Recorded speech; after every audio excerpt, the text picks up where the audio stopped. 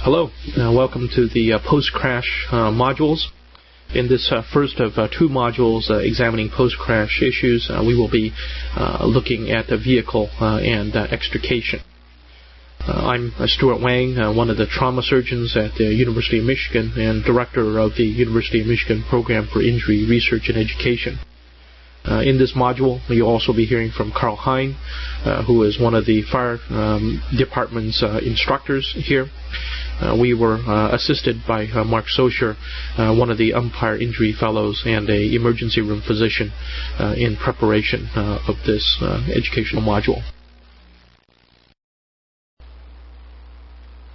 Patients with traumatic injuries have a much better chance of survival if they are in a surgical setting within 60 minutes of the time the injury has occurred. Rescuers refer to this time frame as the golden hour. That hour includes the discovery of the incident, response of the emergency vehicles, assessment of the scene and the patient's extrication, packaging, as well as their transport to an emergency department. It includes the physician's diagnosis of their injuries as well as the treatment of the life-threatening injuries that they have. Although it encompasses many factors, the initial scene assessment is simplified by asking three questions. Who's hurt? What's here to hurt me? And what help do I need?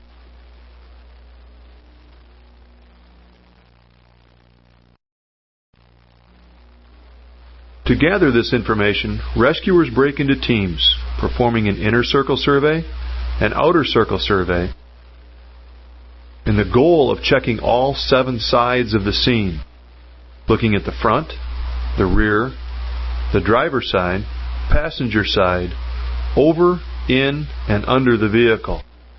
In doing this, they try to identify all of the hazards and triage all of the patients, so they do not simply focus in on the first patient that they find.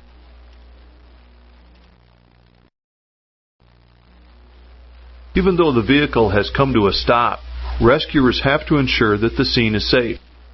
Hazards can take several forms, and while all of these are important, with vehicle construction changing as rapidly as it is, some of those construction factors are becoming increasingly important.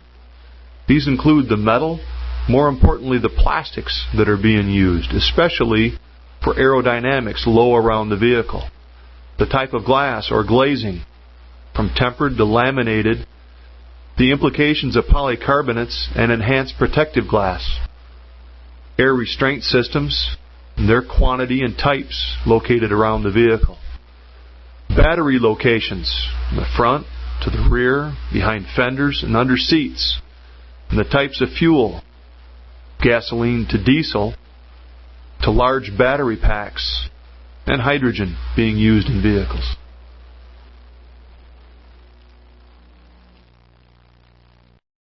The scene is then organized for efficiency and safety as multiple agencies begin to go to work. You can perform your own size up of this scene. There is no one correct way to perform every extrication. While each team has a leader, an incident commander keeps the focus of all the rescuers on the needs of the patient as determined by the EMS personnel. Quoting a well-known extrication instructor from New York, "You can tear a car apart, but that ain't extrication."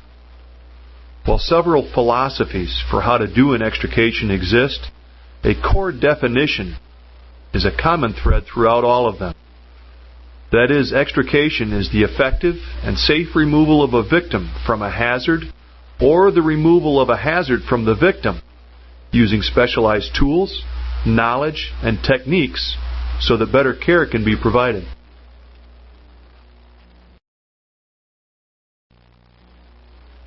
And while the media in the newspaper and television like to report that rescuers cut the patient out of the car, we prefer to cut on the car and not the patient, as we make room to remove them from the accident. Before this is done, the vehicle must be stabilized both mechanically, as we eliminate the suspension system to hold the car still, and then electrically to begin to take that energy source away from the vehicle to ensure our safety.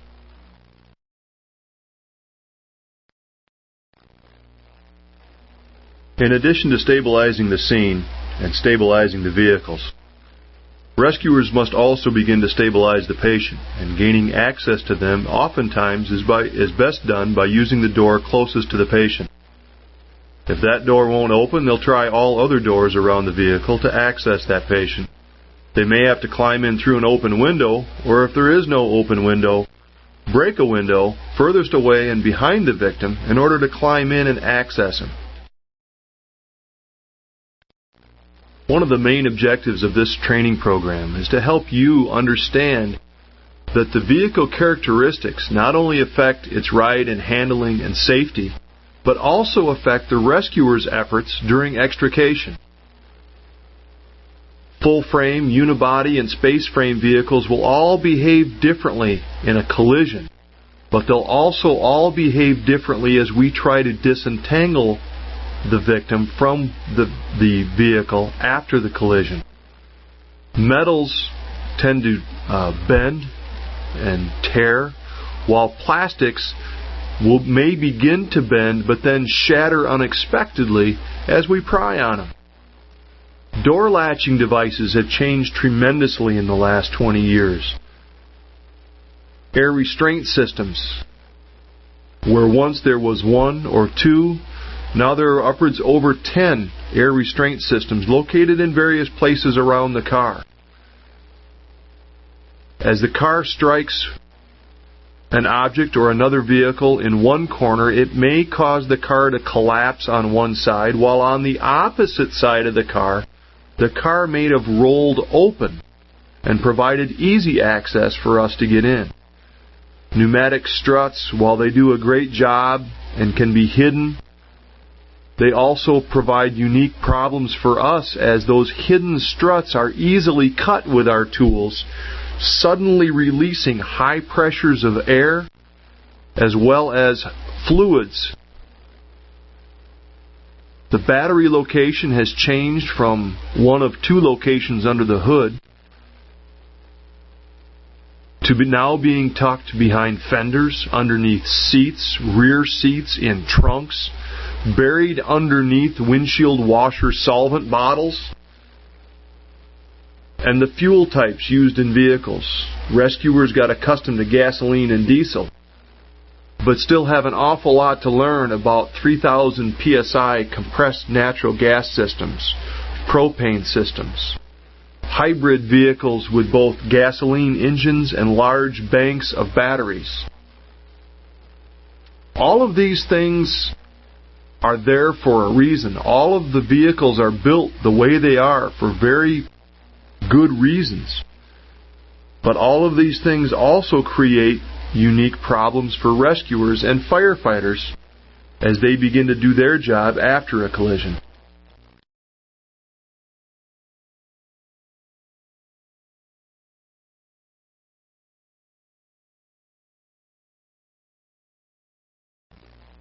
And whether they choose to remove the victim from the driver's side, the passenger side, out the rear of the vehicle, or even through the roof, rescuers must begin to work towards all of those efforts simultaneously to try to find the quickest way out. In removing the roof of the vehicle has to be stabilized so that it does not bend as that roof is removed. Rescuers realize that in most body construction, the roof is a very important structural component, and as we cut the pillars, we understand that that body can move and continue to settle.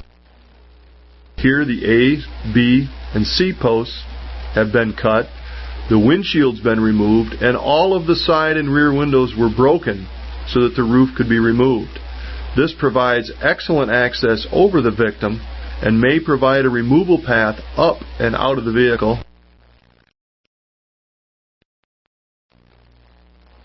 Where complete roof removal may not be the preferred choice due to a very large C or D post, minivan construction, sport utility vehicles also make complete roof removal oftentimes difficult.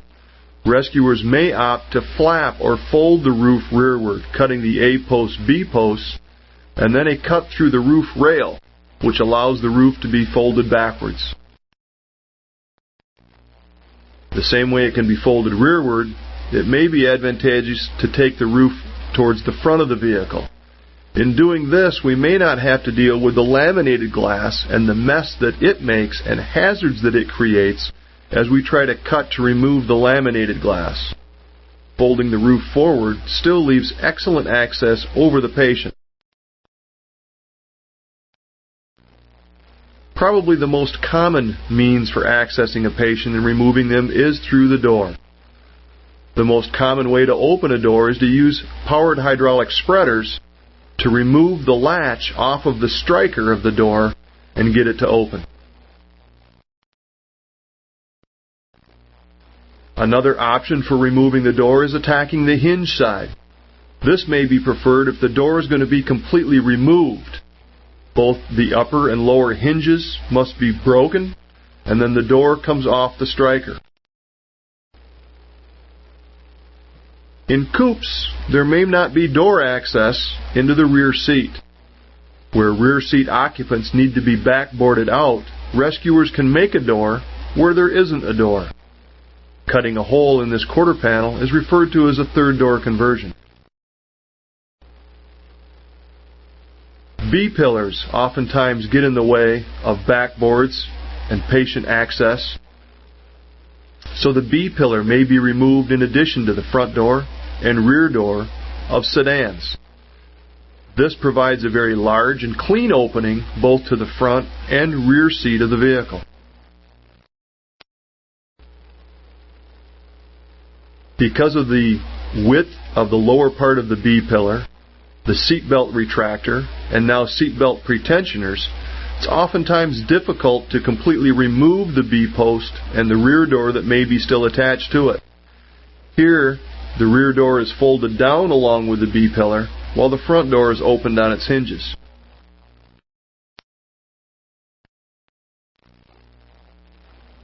Where cuts can be completed, both doors and the B-pillar may be hinged forward, still attached to the front door hinges.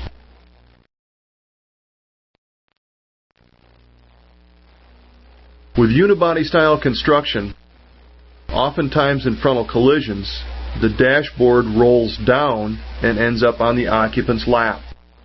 The most common method used to bring that dash back up off of the victim is referred to as a dash roll or dash lift, where hydraulic rams or spreaders are used, pushing off the base of the B-post up to the top of the A-post and rolling that dash back up off of the victim. As you can see, most extrication evolutions involve prying on a door, sawing, cutting, or pushing on an A-post, B-post, or C-post, as well as the lifting or rolling of the dashboard.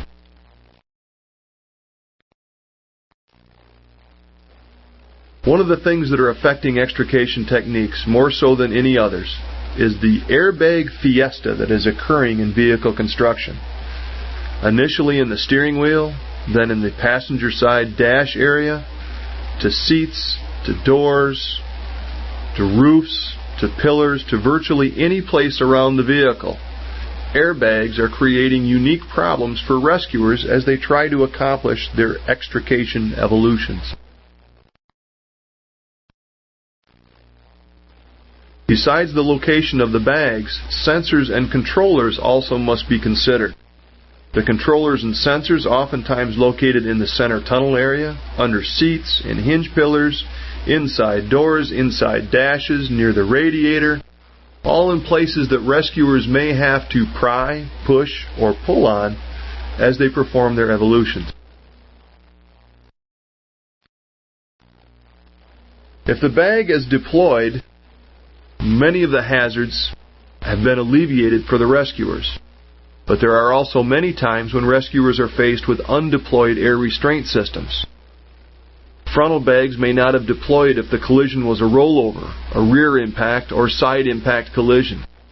Similarly, those side impact bags may be undeployed in the frontal or rear collisions.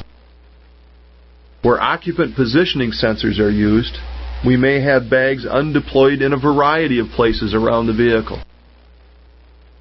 Bags can be switched off. It may not have been a severe enough collision to cause the bags to deploy in the first place. And despite all the engineering efforts, sometimes systems are broken.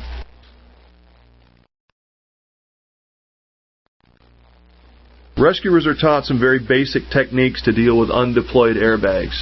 The most fundamental is getting the battery disconnected. We're taught not to place any objects against the module, not to cut through any airbag modules, and if possible, not to strike or jolt the sensors, the bag module, or the diagnostic module.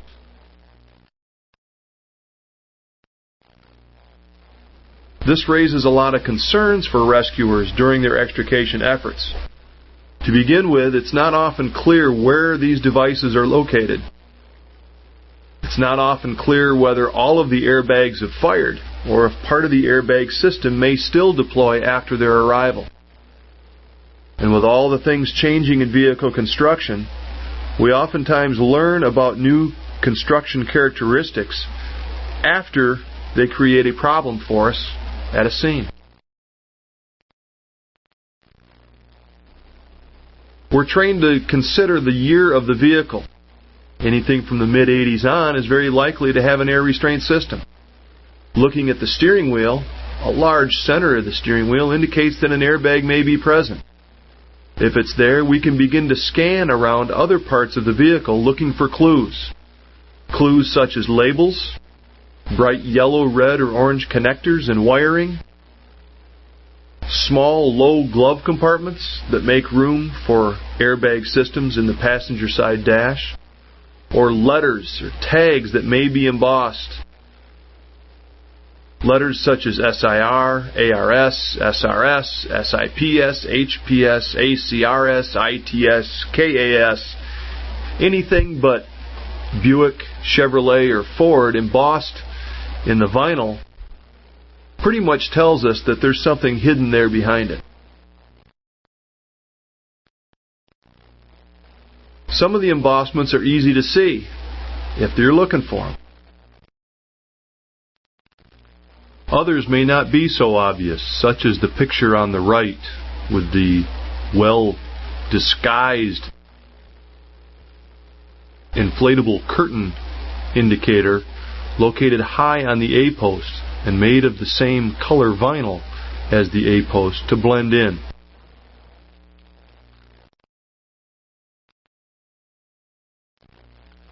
Many times seams were a good indication that an airbag would be located behind that door panel. However, as vehicle design engineers tried to clean up or smooth out the interior design of the vehicles, these seams went away. The back side of the vinyl was embossed to allow the airbag to deploy, but without the seams visible, there was little clue left for the rescuer to determine that an airbag module was located there. Many times components for the airbags are located in places that we like to cut or push on. Here, near the top of a front door hinge pillar, is a high-pressure canister used to deploy a side impact bag. This canister is in a precarious location as we may tend to cut here or push on it as we try to displace the dash.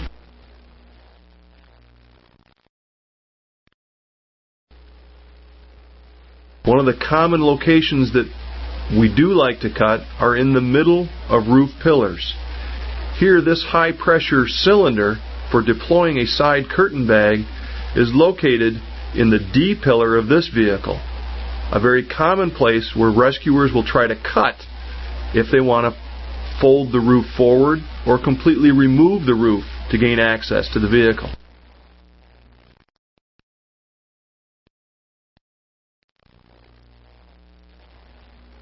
Where those cylinders may not be best designed in the pillars, they're often now placed in the roof rails or in the rear window header area.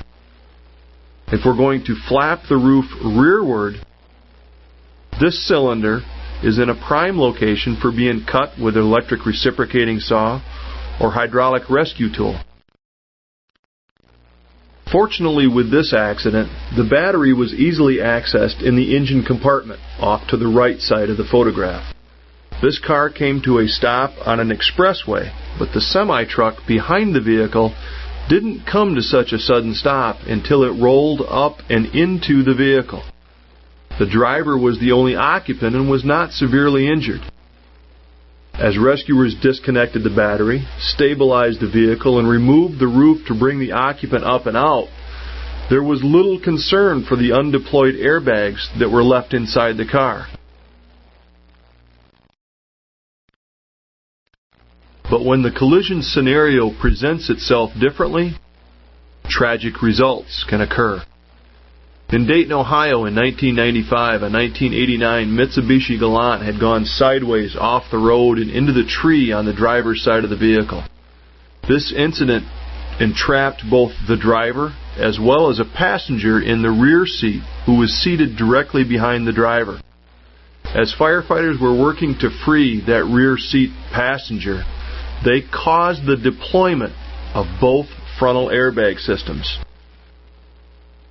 This deployment lifted one firefighter up and through the front of the vehicle, while it lifted a second rescuer out of the passenger front seat of the vehicle, and he landed on the ground out alongside the vehicle.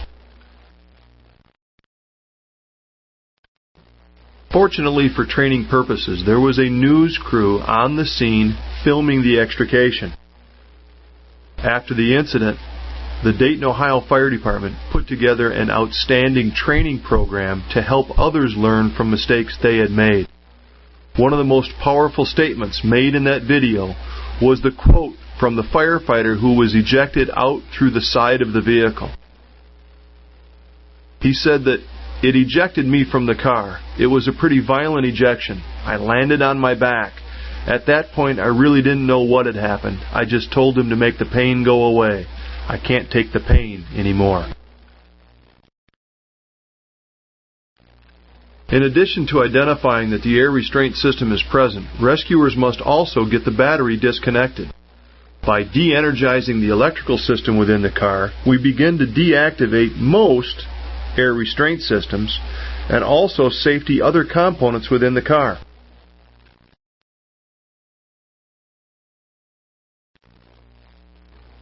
Where the standard location for the battery was once in the engine compartment in either the driver's front or passenger front corner, batteries begin to move all around the vehicle as it became more convenient for you to package it. Batteries were located in the left front fender, right front fender, underneath the driver's seat, underneath rear seats, and also in the trunk area of the car. As this movement occurs, it becomes increasingly difficult for the rescuers to find the battery and begin to de-energize the vehicle. Rescuers may also choose to disconnect air restraint system connectors in their effort to safety the system. That option was chosen here as this car was involved in a sideswipe collision which left the driver pinned inside the vehicle. Recognizing the undeployed steering wheel bag, rescuers disconnected the battery and also located the electrical connector immediately behind the driver's airbag module.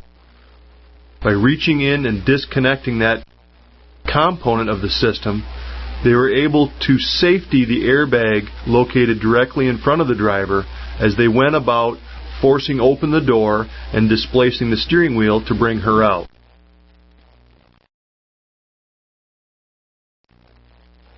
Rescuers are now being taught to strip before they rip.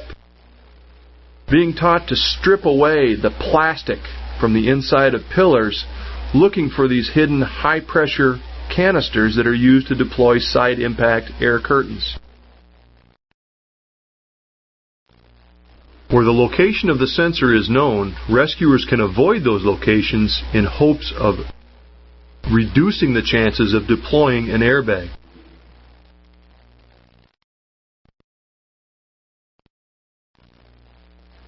Seatbelt pretensioners do an excellent job of ensuring the occupant is back in their seat and in a proper position.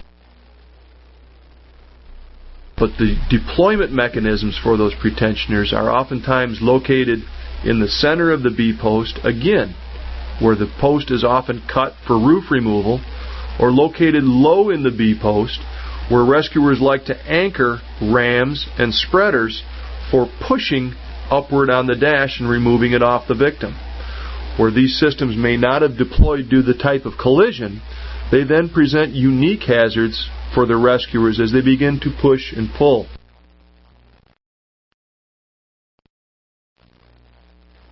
Our goal is to beat the clock and get the victim out of the car and to a hospital within the golden hour. While our number one concern is safety, we must be concerned about ourselves before we're concerned about the patient. For if we get injured, we cannot possibly help the victim.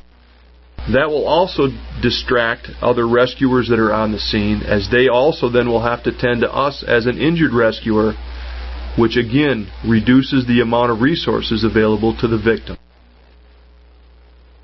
We cannot possibly know everything that's buried inside the vehicle, and it takes us extra time to discover what is hidden there. Your high-strength steels and security glazings oftentimes make our extrication techniques and our extrication tools obsolete. This too can compromise patient care by taking extra time in order for us to extricate them. Solving these problems needs to be a two-way street. We need to be better at keeping up with vehicle construction, and you as the designer need to help us by sharing ideas and considering our needs too as you design the vehicle. Automatic collision notification systems will save time in the notification phase of the golden hour. ACN can provide real-time collision data to the emergency responders at the scene and the doctors in the hospital. This will help ensure that the appropriate emergency response has been initiated and will also assist in doing a proper patient assessment. A lot has been done in vehicle design and construction to maintain the safety cage around the passenger compartment of the vehicle. But this same design and construction also affects the way the vehicle will react as we begin to work.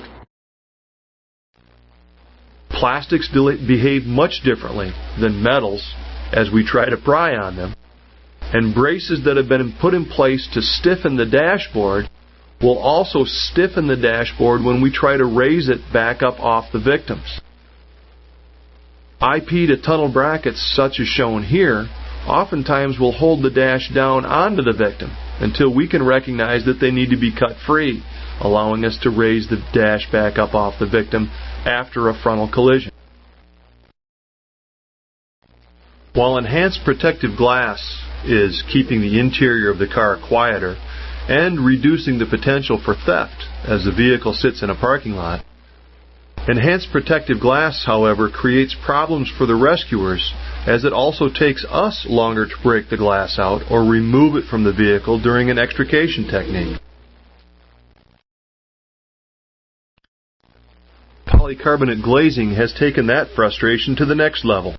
Even in severe collisions, we may find the polycarbonate still intact, preventing us from accessing the patient and creating problems for us during common extrication evolutions. Air ride suspensions can help ride and handling, but make vehicle stabilization even more critical and even more difficult.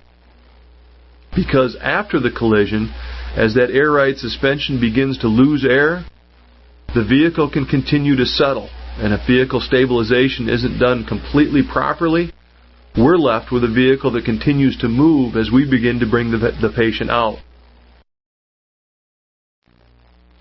We've mentioned battery location, from fenders to underneath windshield washer solvent, underneath driver's seats, underneath rear seats, in the trunk of the vehicle. Trying to locate the battery in a vehicle becomes a search and rescue mission all its own. As fuels change, unique problems evolve. Hybrid vehicles use high voltage systems. Fuel cells incorporate hydrogen storage.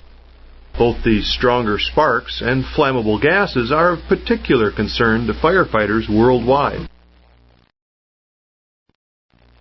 Pneumatic struts are helpful in supporting hatches and gates, but can explode violently, becoming impaled objects in rescuers if they're not treated properly and identified. Components that have been added for the safety and comfort of the occupant can become obstacles and hazards for rescuers at scenes. On the left, again, is the seatbelt pretensioner. On the right is an air conditioning unit mounted in the roof of the vehicle. The coolant lines run up the passenger side B post. Both of these are in areas rescuers like to cut, and both offer their own unique challenges if they're cut improperly.